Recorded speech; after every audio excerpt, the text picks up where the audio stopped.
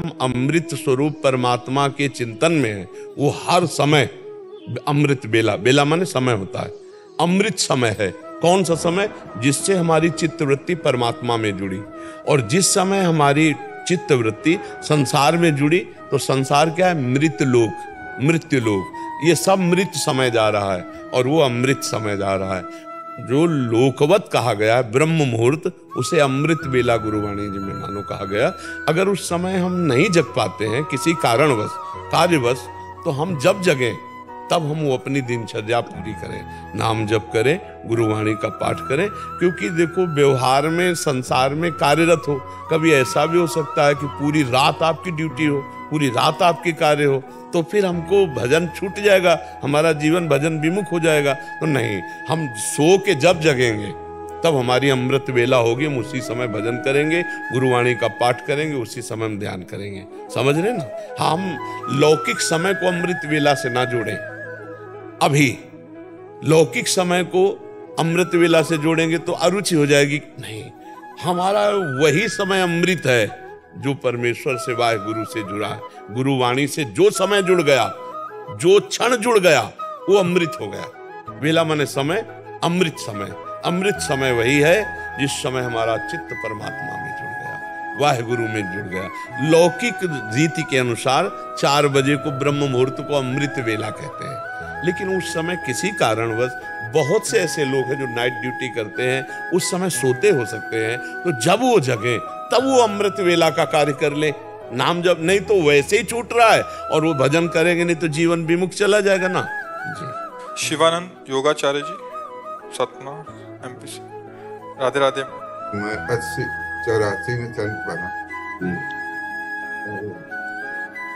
जो मैं चाहता था जी, जो मैं चाहता था वो नहीं मिल पा रहा।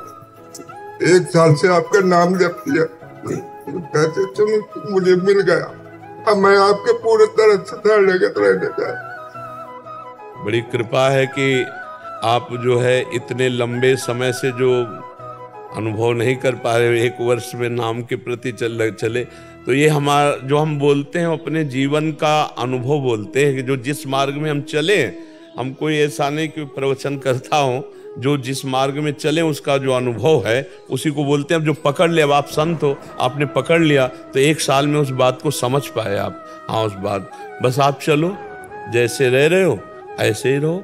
जरूरत है परमात्मा में चित्त वृत्ति एकांत होकर लगा दे, 24 घंटे में किसी और की स्मृति ही ना आवे।